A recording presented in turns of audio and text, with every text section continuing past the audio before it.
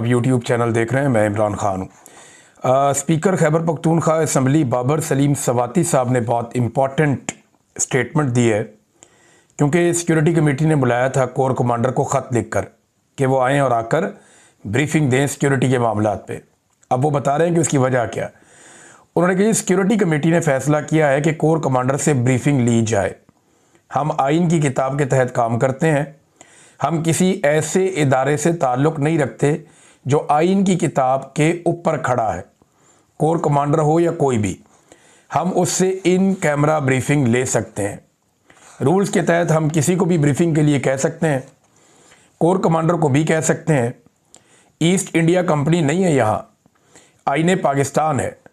Core commander मुनासिब समझेंगे तो अपने इदारे से राय ले लेंगे। हम ये समझते हैं कि उन्हें आना चाहिए और ब्रीफ करना चाहिए। तो उन्होंने कहा जी जो हमने ख़त लिखा है कोर कमांडर को वो आइन के मुताबिक लिखा है, गलत नहीं लिखा। हम कतई किसी ऐसे इदारे से ताल्लुक़ नहीं रखते जो आइन के ऊपर ही खड़ा हो जाए, चढ़ जाए। और मुल्क में मार्शल लॉ नहीं है तो आइन के मुताबिक ही चीज़ें चलेंगी। हमारे सूबे में 25 साल से ऑपरेशन जारी है, 2001 से। सूबे में 5 डिवीज़न फ़ौज है, दलेर किस्म के जर्नैल उनको लीड कर रहे हैं। फिर 25 साल से हम नाकाम क्यों हैं? इस नाकामी की वजूहात की बिना पर कोर कमांडर को ब्रीफिंग के लिए बुलवाया। ये पाकिस्तान की फ़ोर्स है, बैरून मुल्क से नहीं आई हुई। यानी मैं लुबे लुआव को बता रहा हूँ, वो इस तरह उन्होंने कहा कि जनाब कामयाबी तो मिली नहीं अभी तक, आगे आपको मिलेगी, उसके ऊपर आके बात करें। और पीछे क्यों नहीं मिली उसके बारे में हमें ब्रीफिंग दें ताकि आगे बढ़े और जो हम कहते हैं वो भी सुने। तो ये एक बड़ा बोल्ड स्टेप है जो स्पीकर ने लिया। देखते हैं इसके ऊपर रद्द-ए-अमल क्या आता है, क्योंकि DGI SPR ही नॉर्मली ऐसी चीज़ों का जवाब देते हैं। एक और इम्पॉर्टेंट खबर है, वो तहरीक तहफ़्फ़ुज़ आईन पाकिस्तान की तरफ है। तहरीक तहफ़्फ़ुज़ आईन पाकिस्तान का इजलास होता है और वो एक बड़ा अहम मुतालबा कर देते हैं हुकूमत से। तहरीक तहफ़्फ़ुज़ आईन पाकिस्तान ने खित्ते में बिगड़ती हुई सूरत हाल, ख़ुसूसन मशरिक़ वस्ता में बहरानी कैफियत पर पार्लिमान के जॉइंट सेशन का मुतालबा कर दिया। देखिए, यहाँ पे पार्लिमान फ़ैसले नहीं कर रही, यहाँ पे हुकूमत फ़ैसले नहीं कर रही, यहाँ पे अवाम के मुंतखब नुमाइंदे ना फ़ैसले कर रहे हैं, ना वो इन फ़ैसलों का बोझ उठा सकते हैं। फ़ैसले फील्ड मार्शल आसिम मुनीर साहब कर रहे हैं और वो फ़ैसले अपनी मनमानी से कर रहे हैं, अपनी मर्ज़ी से कर रहे हैं। और जो फ़ैसले वो कर रहे हैं उसके ज़रिए से वो आलमी सतह पे अपने आप को रेलिवेंट कर रहे हैं, अपनी ज़ाती रेलिवेंसी को वो बढ़ा रहे हैं। तो उनके फ़ैसलों का बोझ तो आएगा सियासी क़यादत के ऊपर, लेकिन वो उठाएंगे नहीं और पार्लिमान के अंदर डिस्कशन हो नहीं रही।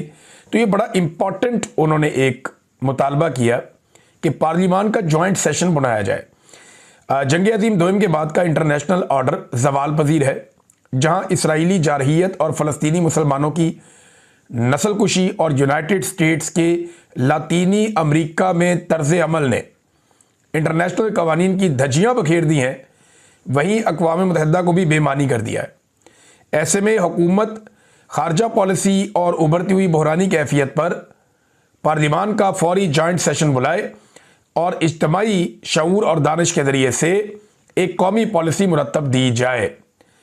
हमसाया बरादर इस्लामी मुल्क ईरान के ख़िलाफ़ भी साम्राजी और इस्तेमारी क़ुव्वतें घेरा तंग कर रही हैं और मगरबी मीडिया के तवस्सुत से एक ऐसा माहौल बनाया जा रहा है जिसको बुनियाद बनाकर हमसाया इस्लामी मुल्क ईरान की खुद मुख्तारी पर ज़रब लगाई जा सकती है।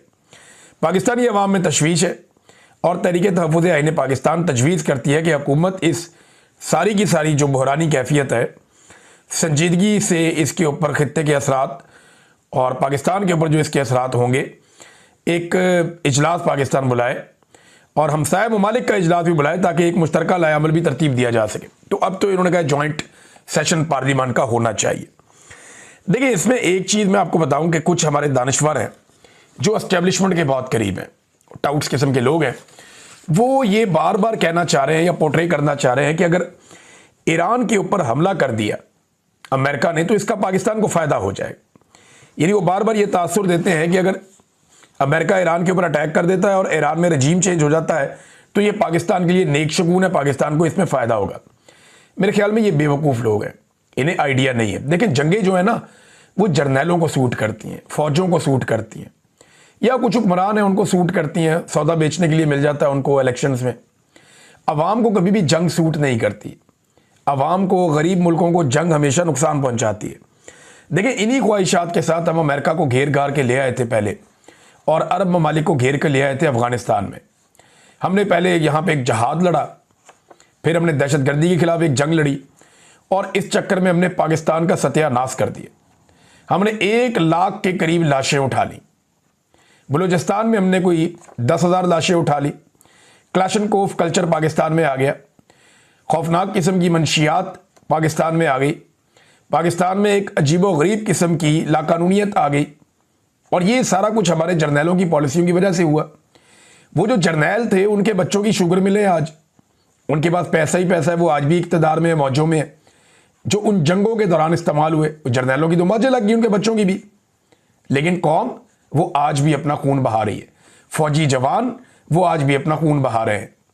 देखिए, उन जर्नैलों के बच्चे अरब खरबपति हैं। जो फौजी जवान शहीद हो गए, उनका कौन पूछेगा? उनके बच्चे तो रुल गए। कितना संभाल सकती है रियासत उन्हें? एक हद से ज्यादा आगे तो नहीं जा सकती। लेकिन जर्नैलों की तो वो कई कई नस्लों का पैसा वो लोग छोड़ कर गए हैं, और हमने ये देखा है। तो जंगें जर्नैलों को फायदे देती हैं, बड़े बड़े ताकतवर लोगों को फायदे देती हैं, आम आदमी को नहीं देती। जब भी आपके हमसाये में जंग आएगी, आपके ऊपर उसके असरात आएंगे। ईरान में जंग आएगी, चंद लोगों को फायदा होगा, इंटरनेशनली आपकी रेलिवेंसी बढ़ जाएगी, कुछ डॉलर वॉलर आ जाएंगे, कुछ लोगों ने फिर माल बना लेना है, कुछ अड्डे वड्डे, कोई लेन देन, कोई ये चीज़ें चलेंगी। लेकिन अल्टीमेटली अगर खित्ते के अंदर आपका एक हमसाया मुल्क और डिस्टेबलाइज हो जाता है, तो याद रखिएगा, ईरान के बाद बारी पाकिस्तान की है। ईरान के ऊपर तो ये प्रॉब्लम है ना, इसका मिसाइल का जो एक निज़ाम है वो इजराइल तक जाता है, जाके वहाँ पे अटैक कर सकता है, यूरोप तक जाता है या अमेरिकन अड्डों तक जाता है। तो पाकिस्तान के ऊपर प्रॉब्लम यह है कि पाकिस्तान के पास एटम बम है, तो पाकिस्तान को भी टैकल करना है, बारी बारी सबकी बारी। ये बात आज से नहीं, गुज़िश्ता कई दहाइयों से हो रही है कि जब भी कभी ईरान की बारी आएगी तो उसके बाद पाकिस्तान की बारी आएगी। आप चाहे जो मर्जी करें, जैसे मर्जी सोचें, जो हकायक जानने वाले लोग हैं, जो तज्जिया करते हैं, वो ये बात कहते रहते हैं।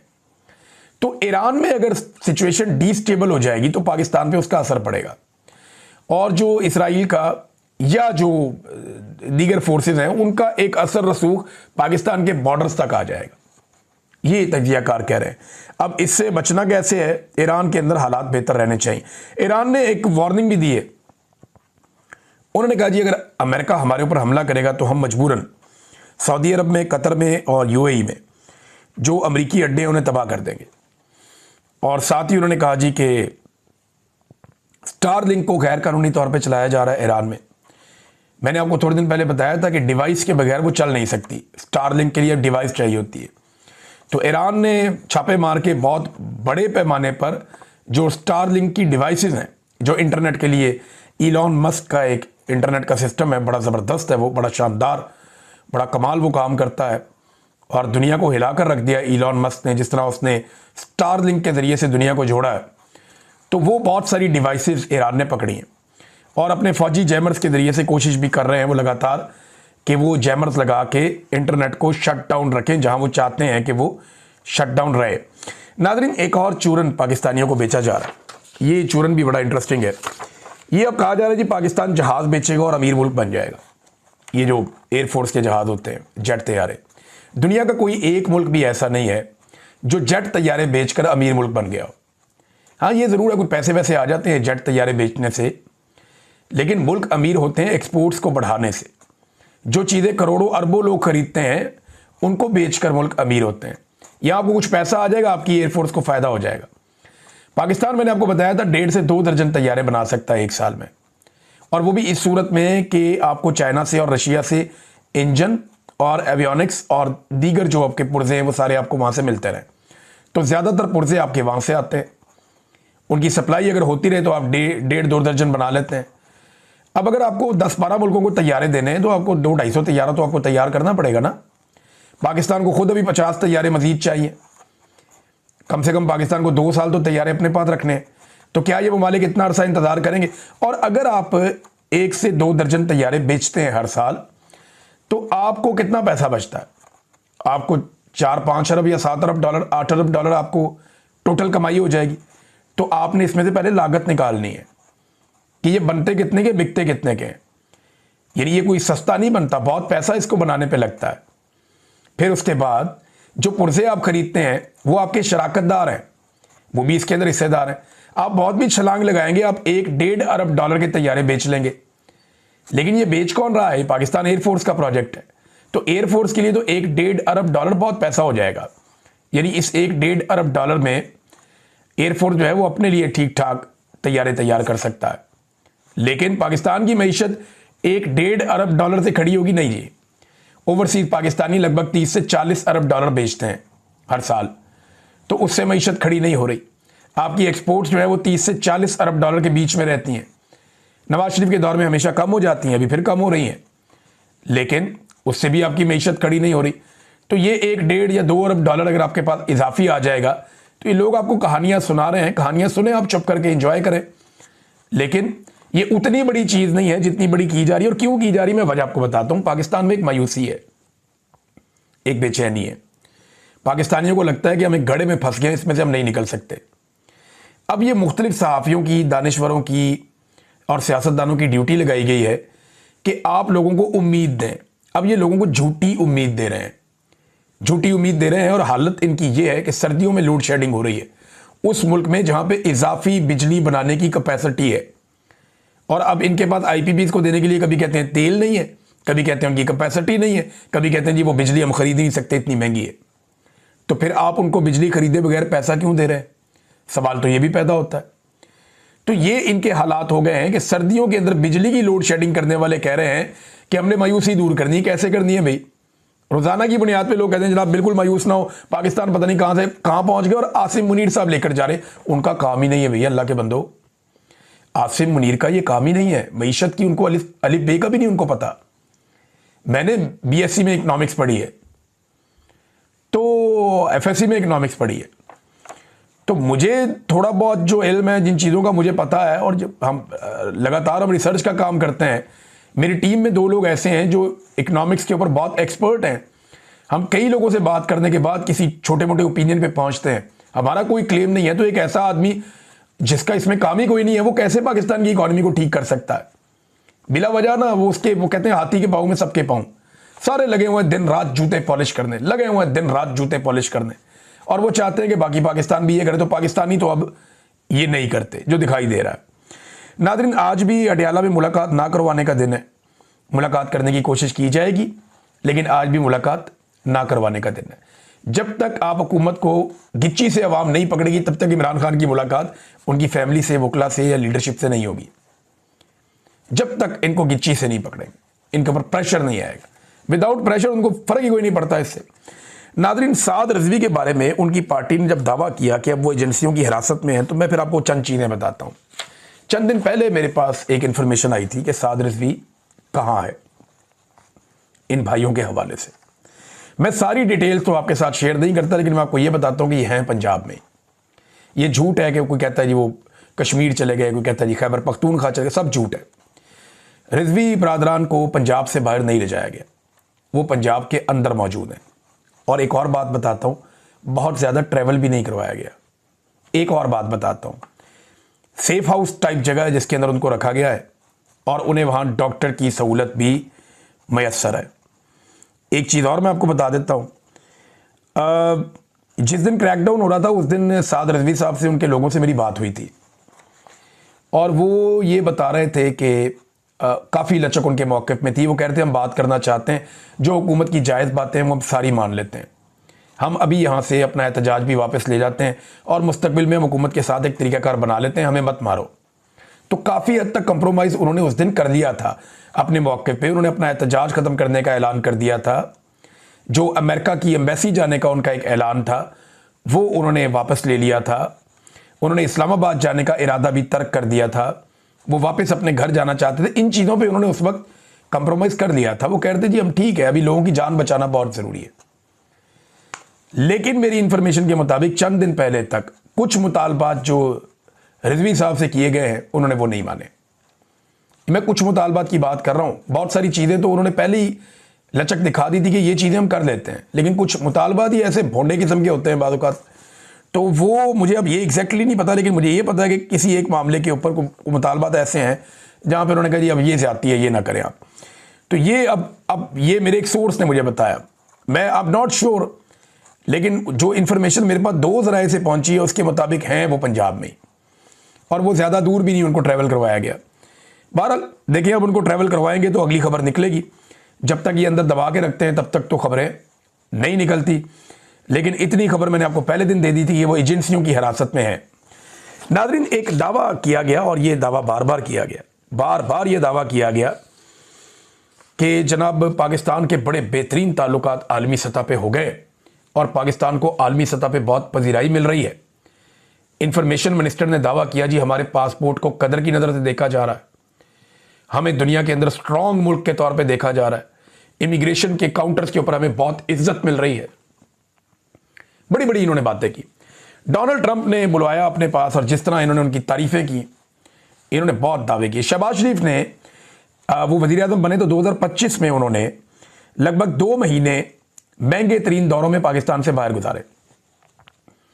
यानी वज़ीर आज़म एक ऐसे मुल्क का जो मसाइल में घिरा हुआ है, उस मुल्क का वज़ीर आज़म सरमायाकारी लाने के लिए 2 महीने साल में से पाकिस्तान से बाहर गुजारता है और महंगे तरीन दौरे करता है।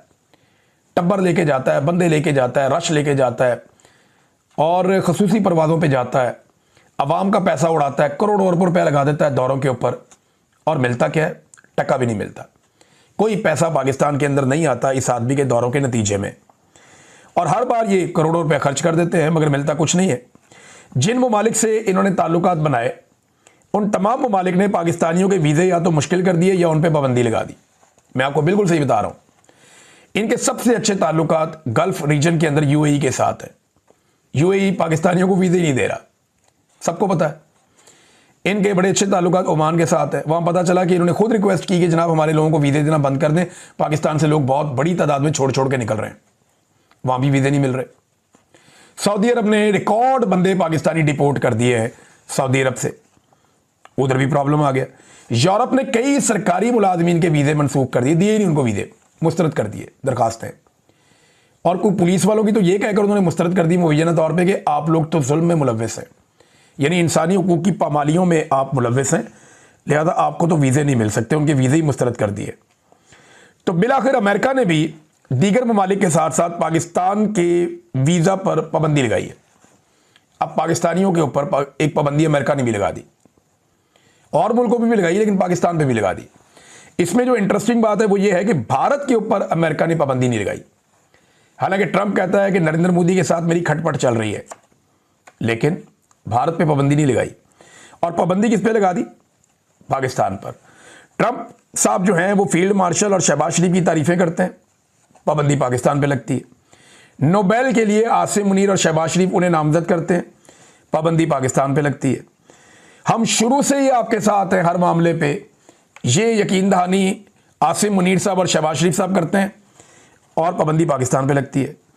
आलमी लेवल पर पॉलिश करता है हमारा वज़ीर आज़म, हत्ता कि जो गैर मुल्की मीडिया है वो शहबाज शरीफ को शू शाइन बॉय का नाम दे देता है, लेकिन इसके बावजूद अमेरिका पाबंदी पाकिस्तान पे लगाता है, इंडिया पे नहीं लगाता। इसराइल और फ़लस्तीन पर अपना मौक़िफ़ ही पाकिस्तान ने बदल लिया अमरीकी ख्वाहिश को देखते हुए, लेकिन पाबंदी पाकिस्तान पे लग गई। हमास पर पाकिस्तान ने यू टर्न ले लिया, फिर भी पाबंदी पाकिस्तान पर लग गई। मादनियात का ब्रीफ केस लेकर पहुंच गए, जाके सामने रख दिया, फिर भी पाबंदी पाकिस्तान पर लग गई। अमरीकी एम्बेसी की तरफ बढ़ने वालों को मुरीदके में उनका कत्लेआम करवा दिया गया, फिर भी पाबंदी पाकिस्तान पर लग गई। दिन रात खुशामद की, हत्ता कि अमरीकी ज्यूश कांग्रेस से भी, उनके जो चेयरमैन है उनसे भी जफियाँ डाल ली, लेकिन पाबंदी भारत पे नहीं, पाकिस्तान पे लग गई। हम अमरीकी असला रिकवर करने की अफ़गानिस्तान में और हमास से उसको गैर मुसल्लह करने की अर्जियां अमेरिका को डाल रहे हैं, लेकिन इसके बावजूद अमेरिका पाबंदियां पाकिस्तान पे लगा रहा है। ये है इनकी टोटल औकात, और ये है इनकी टोटल खारजा पॉलिसी और उसकी कामयाबी। जब इमरान खान साहब से मोहम्मद बिन सलमान ने पूछा ना कि आपको क्या चाहिए, उसने कोई ज़ाती चीज़ नहीं मांगी। उसने नहीं कहा कि मेरे आर्मी चीफ को सपोर्ट करो, इसको एक्सटेंशन देनी है या इस्तिस्ना देना, ये नहीं किया। इमरान खान ने यह नहीं कहा कि मेरे मुखालिफिन को कुचलने में मेरी मदद करो या मेरी इंसानी हकूक़ की पामालियों के ऊपर आप आंखें बंद रखो, नहीं। इमरान खान ने कहा कि मेरे लोग आपकी जेलों में कैद हैं, मेरे पाकिस्तानी जो आपके मुल्क में हैं उनका एहसास करो, उनका ख्याल करो। और यही बात इमरान खान ने की और बाद में मोहम्मद बिन सलमान ने उसके ऊपर अमल दरामद किया। जो वादा मोहम्मद बिन सलमान ने किया वो उन्होंने पूरा किया।